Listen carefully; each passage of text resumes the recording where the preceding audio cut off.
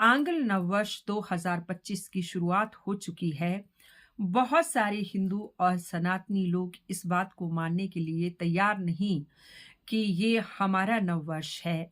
तो सही कहते हैं कि ये हमारा नववर्ष नहीं है, सनातनियों का नववर्ष नहीं है। लेकिन मेरा तर्क, मेरी बुद्धि और विवेक ये कहता है कि आंग्ल नववर्ष मनाकर हम वैश्विक आधुनिकता के साथ चलते हैं और अपना चैत्र माह का नववर्ष मना के, जो कि हमारे विक्रम संवत और शक संवत पे आधारित है, हम अपनी सनातन की जड़ों को पुख्ता करते हैं, अपनी संस्कृति की जड़ों को और अधिक गहरी करते हैं। और मेरा ये मानना भी है कि दूसरों की परंपरा को मनाने से हमारी संस्कृति कभी क्षीण नहीं हो सकती, क्योंकि सनातन धर्म इस ब्रह्मांड में सबसे प्राचीन धर्म है और सबसे सुदृढ़ और समृद्ध धर्म है। तो आइए आज मैं आपसे इस बात पे चर्चा करना चाहूंगी कि हमारे पंचांग में तिथियों की बात की जाती है और जो आंग्ल कैलेंडर हैं उसमें वार की बात की जाती है। तो इन तिथियों और वार में विशेष अंतर क्या है? तो सबसे पहले तो यह आप सब जानते ही हैं, क्योंकि आंग्ल कैलेंडर जो है वो हर घर में मिलता ही मिलता है, क्योंकि सरकारी छुट्टियां जितनी भी हैं, रिस्ट्रिक्टेड छुट्टियां हैं, और हमारा फाइनेंशियल ईयर है वो सारा आंग्ल कैलेंडर के ऊपर चलता है और हर घर में ये होता ही होता है। लेकिन मैं आपको ये भी बताना चाहूंगी कि हमारे हर घर में पंचांग भी होना चाहिए, पंचांग यानी कि हिंदू कैलेंडर भी होना चाहिए, क्योंकि अगर हम सनातनी होने का दावा करते हैं तो सनातन धर्म को अपनाना भी होगा, हर चीज को उसे अपने जीवन में शामिल करना होगा। तो मेरा ये मानना है कि हर हिंदू, हर सनातनी के घर में पंचांग भी होना चाहिए। अब आंग्ल जो कैलेंडर है उसके अंदर 7 वारों की बात की जाती है, जो हैं सोमवार, मंगलवार, बुधवार, वीरवार, शुक्रवार, शनिवार, रविवार। हालांकि ये सप्ताह हमारा रविवार से शुरू होता है और ये जो वार हैं ये हमारे सौर कैलेंडर पे आधारित हैं। और जैसे सौर मंडल में 9 ग्रह हैं, कौन कौन से? सूर्य है आपका, सूर्य है, चंद्रमा है, मंगल है, बुध है, बृहस्पति है, शुक्र है, शनि है। तो एक राहु और केतु भी हैं। तो राहु और केतु को क्योंकि छाया ग्रह माना जाता है, तो इनको छोड़कर जो 7 ग्रह हैं हमारे, सूर्य, चंद्रमा, मंगल और बुध, बृहस्पति, शुक्र और शनि, इनके नाम पे जो हैं वो सौर कैलेंडर में, आंग्ल कैलेंडर में ये 7 वारों के नाम आते हैं। और हमारे हर महीने में जो आंग्ल कैलेंडर का महीना है उसमें 4 इस तरह के सप्ताह आते हैं और इनमें जो तिथियां होती हैं 30 या 31 होती हैं और फरवरी में 28, लीप ईयर में 29 होती हैं। अब तिथि को समझना भी अत्यंत आवश्यक है कि वार और तिथि में क्या अंतर है। जैसे वार आपने समझ लिया कि ये 7 ग्रहों के नाम पर सौर कैलेंडर पे आधारित एक सप्ताह जिसे कहते हैं, 7 दिन राहु और केतु को छोड़कर ये 7 ग्रहों के नामों पे आधारित हैं। लेकिन जो तिथियां हैं वो हमारी चंद्र कैलेंडर पे आधारित है। वार जहां हमारा रात्रि 12 बजे बदल जाता है सौर कैलेंडर के हिसाब से, आंग्ल कैलेंडर के हिसाब से, लेकिन तिथि जो है हमारी वो चंद्र की गति के आधार पर ही बदलती है। यानी कि चांद जब अपनी कला बदलता है तो तिथि बदल जाती है। और चंद्रमा और सूर्य के बीच में जो कोणीय दूरी होती है, यानी कि एंगुलर डिस्टेंस होता है, उसके आधार पर हमारी तिथि निर्धारित की जाती है। यानी कि तिथियां चंद्र कैलेंडर के हिसाब से निर्धारित की जाती हैं। हमारे जो चंद्र कैलेंडर है यानी कि पंचांग है, उसमें जो 12 महीने हैं और 12 महीनों में हर महीने में अ, जो हैं वो 30 तिथियां होती हैं। 30 तिथियां उसमें कैसे वो दर्शाई जाती हैं, क्योंकि हमारा जो चंद्र कैलेंडर है वो 2 पक्षों के ऊपर आधारित है। एक है आपका जो शुक्ल पक्ष और दूसरा है आपका कृष्ण पक्ष। शुक्ल पक्ष अमावस्या से लेकर शुरू होता है और पूर्णिमा तक चलता है और उसमें 15 दिन होते हैं। और जो कृष्ण पक्ष है वो पूर्णमासी से चलता है और पूर्णमासी से चलते हुए अमावस्या तक पहुंचता है, उसे कृष्ण पक्ष कहते हैं। उसमें भी 15 ही तिथियां होती हैं। अब ये 15 तिथियां कौन सी तिथियां हैं? अब देखो, इसमें पक्ष बदलते ही हमारी तिथि, जबकि अंग्रेजी कैलेंडर में जो हमारी डेट्स हैं, तिथियां हैं, वो 1 से 28 या 1 से 30 या 1 से 31 तक चलती हैं। लेकिन चंद्र कैलेंडर में तिथियां 1 से 15 तक चलती हैं। उसके बाद पक्ष बदलता है तो पुनः पहली तिथि आती है और पहली तिथि को जो है प्रतिपदा कहते हैं। जैसे शुक्ल पक्ष की पहली तिथि आएगी उसे प्रतिपदा कहेंगे। उसके बाद द्वितीया, तृतीया, चतुर्थी, पंचमी, षष्ठी, सप्तमी, अष्टमी, नवमी, दशमी, एकादशी, द्वादशी, त्रयोदशी, चतुर्दशी और फिर या तो पूर्णिमा, अगर तो आपका शुक्ल पक्ष चला है तो पूर्णिमा आएगी, और अगर आपका कृष्ण पक्ष चला है तो आपकी अमावस्या आएगी। कृष्ण पक्ष की पहली तिथि को भी प्रतिपदा कहते हैं, शुक्ल पक्ष की पहली तिथि को भी प्रतिपदा ही कहते हैं। तो शुक्ल पक्ष और कृष्ण पक्ष के आधार पे ही हमारा चंद्र कैलेंडर यानी कि हमारा पंचांग जो है बना गया है।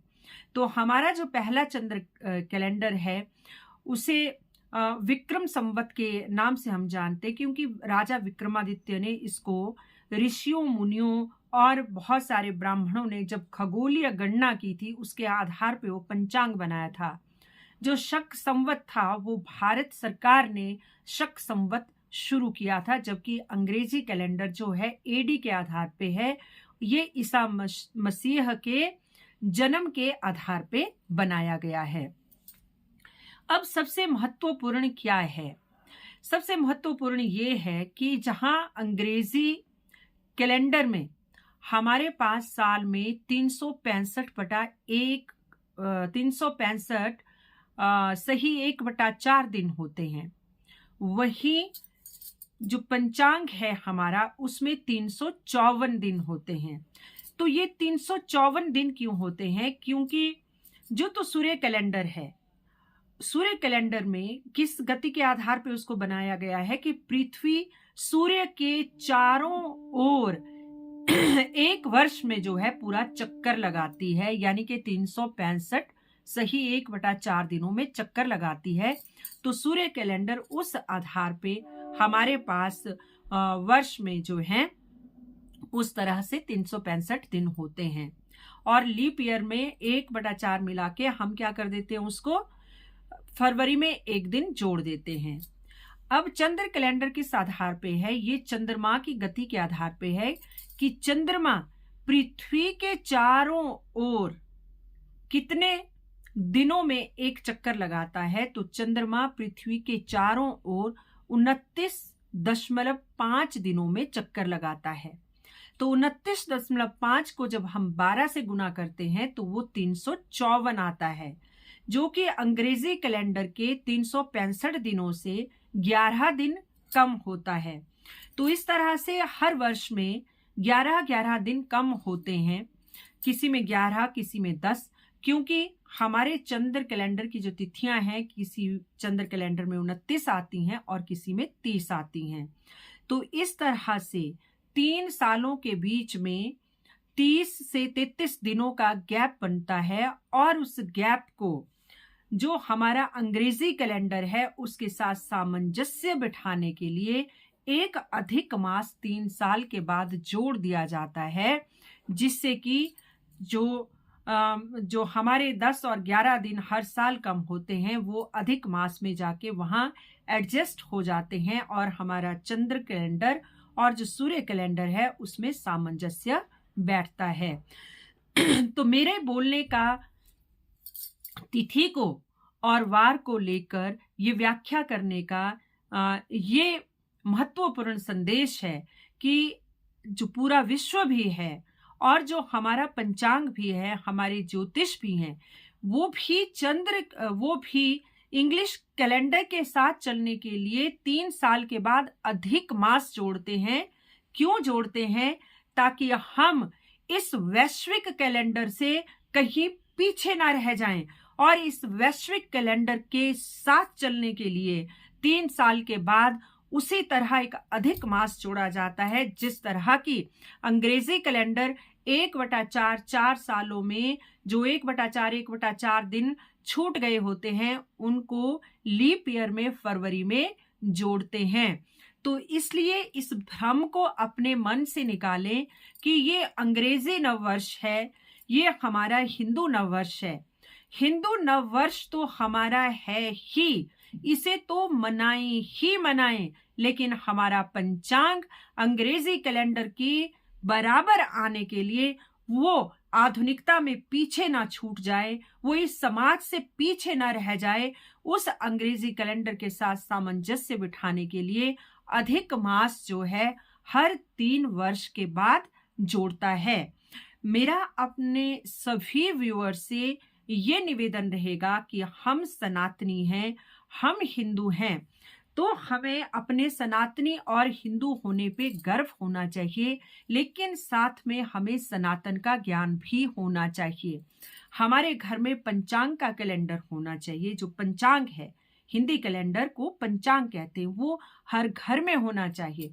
और जो पंचांग की पुस्तक होती है जिसके आधार में हम अपने धार्मिक अनुष्ठानों, शुभ कार्यों की तिथियां निकालते हैं, ग्रहों की गणना करते हैं, जन्म पत्रियां बनाते हैं, वो हमारे हर घर में होना चाहिए और वो पंचांग की हमें जानकारी होनी चाहिए।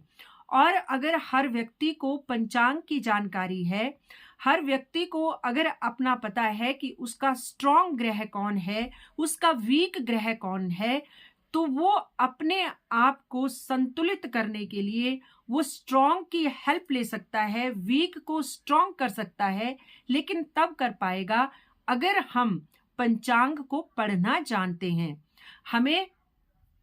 हम अपने अंग्रेजी जो तिथि के हिसाब से फेसबुक पे जन्मदिन अवश्य मनाते हैं, लेकिन पूजा कार्य हमेशा अपनी जो तिथि होती है तिथि के अनुसार ही करें। कि जब आपकी तिथि आई, अगर आपको मालूम ना हो तो आप पंडित जी को अपना टिपड़ा दिखा देंगे तो पंडित जी बता देंगे कि आपकी कौन सी तिथि आ रही है, क्योंकि वो अंग्रेजी कैलेंडर के हिसाब से 2-3 दिन आगे या पीछे भी हो सकती है, क्योंकि हमारा पंचांग अंग्रेजी कैलेंडर से हर साल 11 दिन पीछे होता है, इसलिए तिथियों में अंतर आ जाता है। तो इसलिए आप अपना जन्मदिन तिथि के हिसाब से बनाएं। और हर सनातनी, हर हिंदू को अपने जो हिंदी के हमारे 12 महीने हैं, चैत्र से लेकर फाल्गुन तक, वो सारे के सारे 12 नाम हमें मालूम होने चाहिए। और साथ ही हमें संस्कृत में गिनती आनी चाहिए, गणना आनी चाहिए। यही नहीं, हमें देवनागरी का भी ज्ञान होना चाहिए। और साथ में जो हिंदी की इकाइयां दहाइयां हैं 1 से 100 तक हर हिंदू को, हर सनातनी को, हर हिंदू बच्चे को आनी ही आनी चाहिए। हम अपने बच्चों को अंग्रेजी स्कूल में पढ़ाएं, उनको अच्छी अंग्रेजी सिखाएं, बहुत बढ़िया बात है, क्योंकि एक समृद्धशाली, एक विकसित इंसान वही होता है जिसकी बहुत सारी भाषाओं पे पकड़ होती है। लेकिन अपनी भाषा, जो मातृभाषा है हिंदी, और जो हमारी मूल भाषा है संस्कृत, देवनागरी, इसके ऊपर भी हमारी समान रूप से पकड़ होनी चाहिए। और इसको आपको यह आती है उसके ऊपर गर्व महसूस करना चाहिए, ना कि ये दिखावा करके अपने आप को नीचा दिखाना है कि मुझे 59 पता नहीं, मुझे 69 पता नहीं, 89 पता नहीं, 79 पता नहीं। तो इस तरह की स्थितियों से बचना चाहिए। हमें अपनी हिंदी, अपनी संस्कृत, अपनी देवनागरी, अपना पंचांग, 12 महीने, 15 तिथियां, अपने जन्मदिन की तिथि एटलीस्ट पता होनी ही चाहिए। तभी हम सच्चे सनातनी हैं, तभी हम वास्तव में हिंदू कहलाते हैं। क्योंकि बहुत सारी चीजों का तिरस्कार करने से हम हिंदू या सनातनी नहीं हो जाते। हम हिंदू या सनातनी तब होते हैं अगर हम अपनी सनातन की जड़ों से जुड़े हैं, अगर हम अपने सनातन ज्ञान को समझते हैं और अपनी भाषा के ऊपर गर्व करते हैं। तो इसी के साथ आज के लिए बस इतना ही। इसी तरह की वीडियोस के लिए अब कल मैं एक वीडियो आपके साथ शेयर करने वाली हूं, जिसमें कि मैं आपको ये बताने वाली हूं कि एक तरफ जहां हम रविवार, सोमवार, मंगलवार, बुधवार, वीरवार, शुक्रवार और शनिवार सप्ताह के नाम लेते हैं, तो उन्हें Sunday, Monday, Tuesday, Wednesday, Thursday, Friday, Saturday नाम किस तरह से पड़े हैं और ये किस भाषा से निकले हैं, किस देश की सभ्यता से निकले हैं, कहाँ से निकले हैं, कल इसकी आपको जानकारी मिलेगी। तो बने रहिएगा इसी तरह के वीडियोस के लिए, जिससे हम अपने ज्ञान को पुख्ता करें, अपने सनातन धर्म की जड़ों को मजबूत करें और अपने हिंदुस्तान को, अपने हिंद को जय हिंद रखें सदा। इसी के साथ जय हिंद, जय सनातन, जय श्री राम।